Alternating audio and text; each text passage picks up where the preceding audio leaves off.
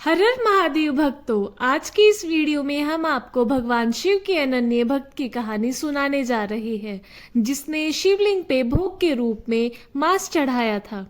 भक्तों, हिंदू धर्म में महादेव के एक से बढ़कर एक भक्तों का वर्णन मिलता है, किंतु उनमें से एक भक्त ऐसे भी थे जो किसी भी पूजा विधान को नहीं जानते थे। उन्होंने हर वो चीज की जो शास्त्र के विरुद्ध थी, जिनसे पाप माना जाता था, किंतु फिर भी महादेव ने उन्हें दर्शन दिए। वो इस बात को सिद्ध करते हैं कि महादेव केवल अपने भक्तों के भाव देखते हैं, पद्धति नहीं। भक्तों, ये कहानी शुरू होती है नागन पोथापी के जंगल क्षेत्र से। एक आदिवासी सरदार था। उसे और उसकी पत्नी थाथाई को बहुत समय से कोई संतान नहीं थी और वे भगवान कार्तिकेय की पूजा किया करते थे। उन्हें एक पुत्र की प्राप्ति हुई, जिसका नाम उन्होंने थिन्नन रखा। थिन्नन अपने काबिले में एक प्रतिष्ठित तीरबाज बन गया। वह अक्सर अपने लोगों को शिकार अभियानों पर ले जाता था। एक बार शिकार के दौरान थिन्नन जंगली सुअर का पीछा करते हुए अपने दोस्तों से अलग हो गया और खुद को जंगल में एक अनजान हिस्से में पाया। बाहर निकलने का रास्ता खोजने की कोशिश करते हुए वह भगवान शिव को समर्पित एक मंदिर के पास पहुंचा। मंदिर छोटा था, जिसमें सिर्फ एक शिवलिंग ही था, लेकिन वह साफ सुथरा था। थिन्नन को शिवलिंग की ओर एक आकर्षण महसूस हुआ। वह देवताओं को प्रसाद चढ़ाने के लिए इच्छुक हुआ। थिन्नन को भगवान को उचित अनुष्ठान करने के लिए अनुष्ठानों के बारे में कोई जानकारी नहीं थी। वह प्रेम में इतना डूब गया कि उसके पास जो मांस था उसने वही चढ़ा दिया। तिरुकुलहस्ती नामक यह मंदिर बहुत प्राचीन था, जिसकी देखभाल एक ब्राह्मण किया करते थे, जो कई किलोमीटर दूर से आते थे। गरीब ब्राह्मण शिव का एक उत्साही भक्त था, लेकिन वह हर दिन लंबी यात्रा नहीं कर सकता था, इसलिए वह हर पखवाड़े में एक बार मंदिर आता था। अपने साथ पूजा की सामग्री लाता था। वह घर लौटने से पहले भगवान की पूजा करता और उन्हें प्रसाद चढ़ाता था। थिन्नन के प्रसाद चढ़ाने के अगले दिन ब्राह्मण मंदिर में वापस आया और शिवलिंग के पास मांस पड़ा देखकर चौंक गया। उसने अनुमान लगाया कि कुछ जानवरों ने शायद इस मांस को यहाँ छोड़ दिया होगा। उसने अपनी दिनचर्या जारी रखने के लिए पास की नदी से जल लाकर वहां से अच्छे से साफ किया और मांस को बाहर निकाला। उस दिन ब्राह्मण संतुष्ट होकर चला गया कि उसने अपने कर्तव्य को पूरा कर लिया है। अगले दिन थिन्नन वापस आया और उसने फिर से मांस लाया, वही चढ़ाया। उसे कोई प्रार्थना या अनुष्ठान नहीं आती थी, इसलिए उसने कुछ समय भगवान से अपने दिल की बात की और समय बिताया। इससे उसे इतनी खुशी और शांति मिली कि वह हर रोज आने लगा, अपने साथ दिन भर की पकड़ी हुई चीजें लेकर आने लगा। एक दिन जब वो मंदिर आ रहा था तो उसके मन में एक भाव आता है कि क्यों ना भगवान को स्नान कराया जाए। वह पास की नदी से मुंह में पानी को भरकर लाता है और भगवान के ऊपर थूक देता है और यह भाव करता है कि भगवान को स्नान करा दिया है।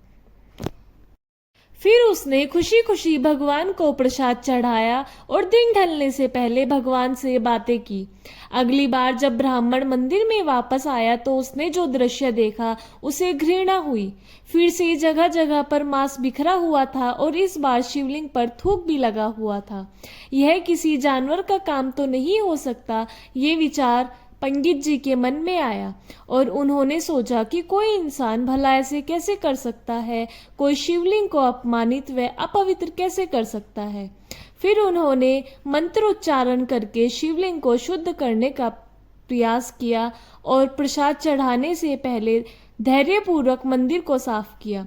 फिर से वह अपना कर्तव्य पूरा करके चले गए, उम्मीद और प्रार्थना करते हुए कि ऐसा अपमान फिर कभी नहीं होगा। लेकिन हर बार जब भी वह वहां पहुंचते तो उन्हें सब कुछ देखने को मिलता। इस स्थिति से दुखी होकर वह अपने आंसुओं को रोक नहीं पाए और शिव जी से जोर से बोले, हे भगवान, आप सबसे पवित्र है, सभी देवताओं में सबसे महान है। आप खुद के साथ ऐसा अपमान कैसे बर्दाश्त कर सकते हैं? आप ब्रह्मांड के रक्षक है, कृपा ऐसे अपमान से खुद को बचाए। भगवान शिव ब्राह्मण की विनती सुनकर भावुक हो गए और अपने भक्त से बोले, मेरे प्यारे भक्त, जिसे तुम अपमान समझ रहे हो वह एक अन्य भक्त द्वारा मुझे दिया गया प्रसाद है। उसे अनुष्ठानों और प्रार्थनाओं के बारे में कुछ भी नहीं पता है, लेकिन तुम्हारी तरह वह भी मुझे पूरे दिल से प्यार करता है। मैं उसकी भक्ति से बंधा हुआ हूँ और मुझे वह सब स्वीकार करना होगा जो वह मुझे अर्पित करता है। यदि तुम मेरे प्रति उसके प्रेम की सीमा देखना चाहते हो तो कहीं छिप जाओ और देखो कि वह मेरे लिए क्या क्या करता है। ब्राह्मण को इस बार भक्त के बारे में जानने की उत्सुकता थी, जिसकी प्रशंसा भगवान शिव करने आए थे।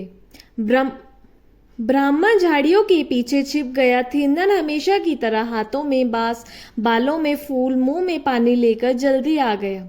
हमेशा की तरह थिन्नन ने शिवलिंग को स्नान कराने और भगवान को जो कुछ लाया था वह अर्पित करने की दिनचर्या शुरू कर दी।